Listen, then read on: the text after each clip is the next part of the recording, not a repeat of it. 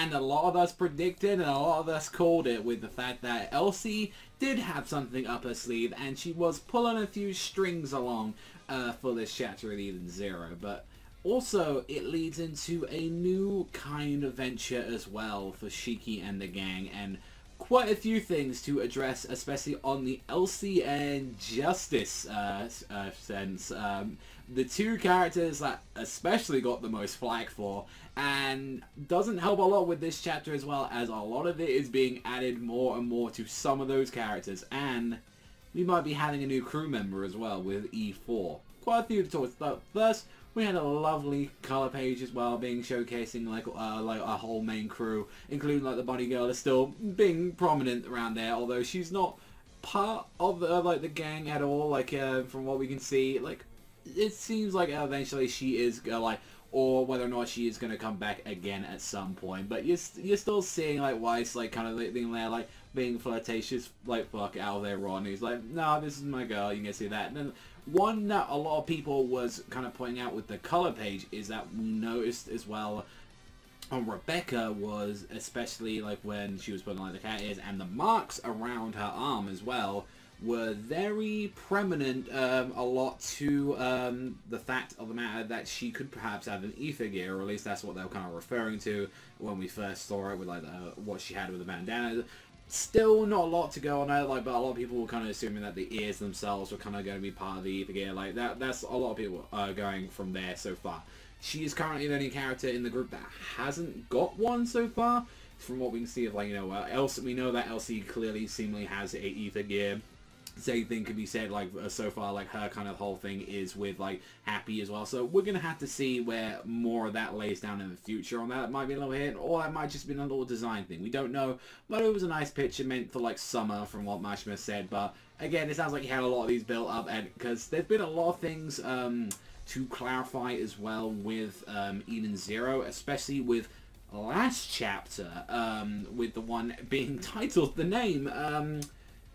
Weird thing about that is that it wasn't supposed to be called that. It was supposed to be called Shiki vs. Elsie. That was the original title for it, but seemingly the magazine put it out as just being titled Eden Zero. So again, that's interesting that he doesn't have a part of like that kind of thing. He just gives them a cliff note saying this is the chapter name, put it in there, and someone clearly fucked up on their job. Same thing to be said as well with that this color page was supposed to be much earlier as well. So there's a bunch of weird things going on with there where it's like, I think he's had a lot of sketches and they've just been like, I just randomly put one or two here or there on there. So there's a few things to mention on that. But with that fight being concluded between Elsie and Shiki, yes, this wasn't the real Elsie all along. In fact, this was some weird little parasite that they had on their ship, which was a copycat, like it was pretty much being like the Romanji of copycat. Like it was like in the Romanji, it was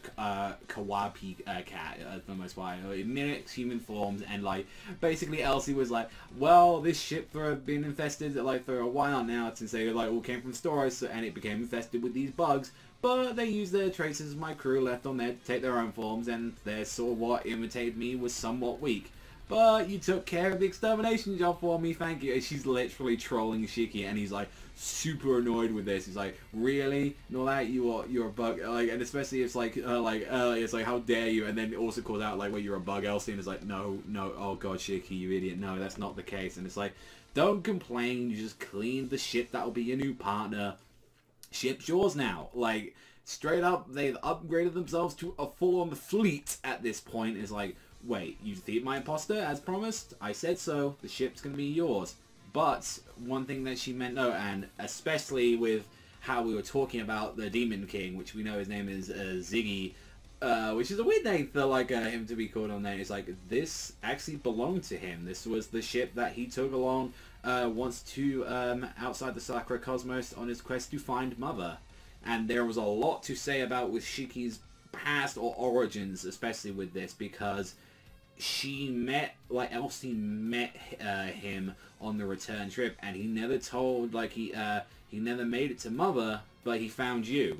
Like, out of everyone, it was like, so he apparently picked her up, but it leads up to the fact that it's like, he said that one day Shiki would go into space and that I needed to take care of them, and it's like I owed him a favor, and it's like he wanted to like give this ship to like Shiki, and it was his request, like one of his last things. He knew the fact that he was going to die, like his life was coming to an end, so he returned to Granbell, and rather continue seeking out Mother, he went there to raise Shiki.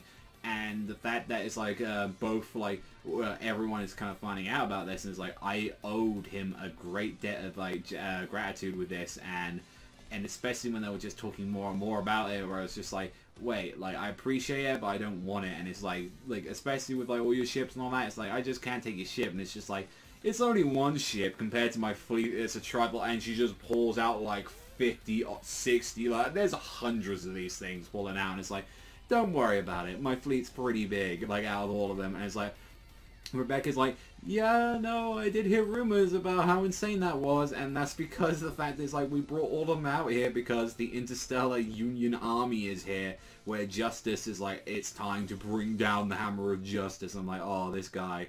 Here we go. Where, the whole thing that they're playing around with them, because we notice, like, when immediately those two are fighting, kind of like buying time for Shiki and the gang to, like, warp drive out of there, you see this mark going up on, like, Justice's face, like, and guess what it reminds you of, and especially with the hairstyle, he's like, I don't like it. And again, it is, of course, the same mark, or at least similar to the design that what we had with Jalal, Seagrain from Rave Master.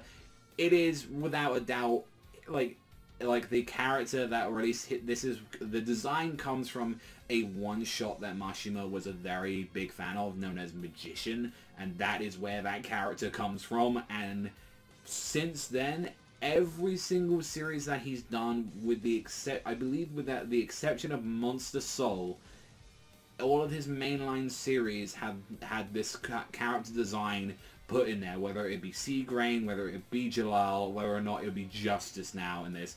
And the fact that it's like his rival, or at least sort of like the one that had the connection towards each other, is of course Elsie and Justice, where we've seen before with Jalal and Urza, and it's like now they're on the two sides of the of the different spectrum, where like Elsie is a space pirate here, and also as well Justice is more like on the magic, like how Jalal originally was just like the Magic Council, or like how Seagrain started off as a bad guy, and it's like, you know, this is more on the lines of where it's going at the moment. It's like it's playing with like what we've had seen so far on them, and clearly they've got a history together. Same thing as well with what Shiki acknowledged as well, with the fact that there is a history between Elsie and Ziggy, where they mention this, and it's like, I paid my debt right now, and it's like, just get out of here and all that, I never want to see you again. And it's like, well, you were a friend of Grandpa's, right? And all that, and of course he like explained that it's like, no matter what, you're a friend of me as well, like no matter what, and all that. And it's like, and she says one very interesting thing about, oh, by the way, Ziggy told me this part though, whoever makes it to Mother will be born again. They will be full-on reincarnated. So that would explain then exactly what's like Shiki then probably is, because all the pieces are putting together now that Shiki is a reincarnation of someone. That might explain like a few things about it, like where it's like, oh, he doesn't know where he came from, mainly because of the fact he got reincarnated as a kid, like he got born again. So it's an interesting play that they could do it, like what exactly was like people, what exactly can they really turn into, like what is the pure differences on there. But it's like the fact it's like Mother can flat out just do reincarnation. That's an interesting thing, huh?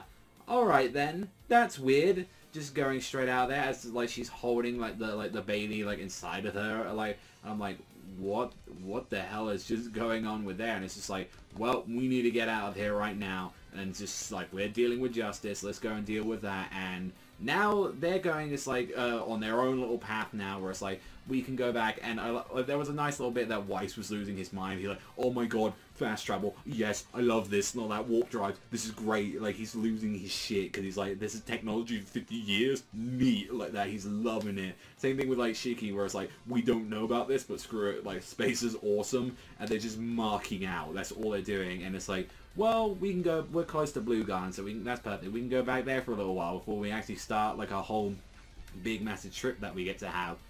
Then the last part of this chapter, the stinger for it, to be exact, is when he's like, man, I hope I get to see you again, Elsie, after, like, you know, I want to talk to you again, I want to kind of find out a little bit more. There is this girl that's in the ship's hangar known as E4, and it wakes out with this, like, tomb, and it is... We don't know anything about this yet, apart from that it has this weird mechanical hands, this giant visor on.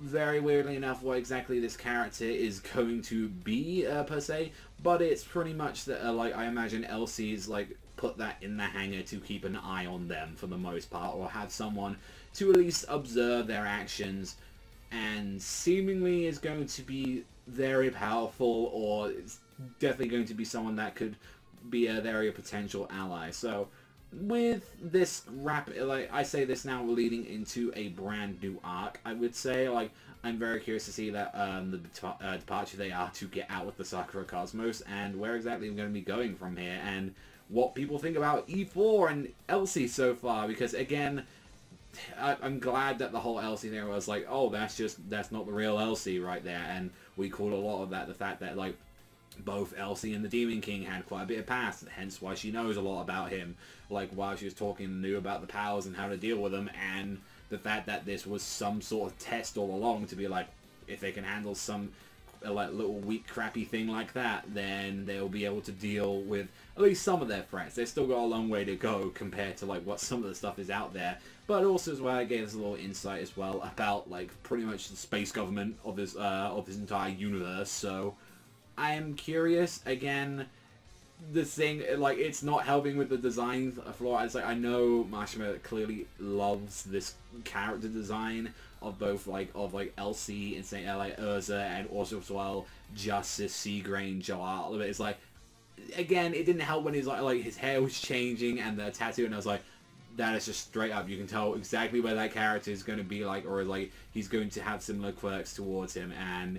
Again, not slightly yet, like, helping with some of the stuff that this series has been getting flack for. Like, again, like, with at least having, like, 3 months of, like, material out there already, which is insane for me to think, and, like, the first volume already being out there, and, you know, doing decent for its first volume for the series, I will definitely say, like, with all of the issues that it's had, it still has a very long way to go.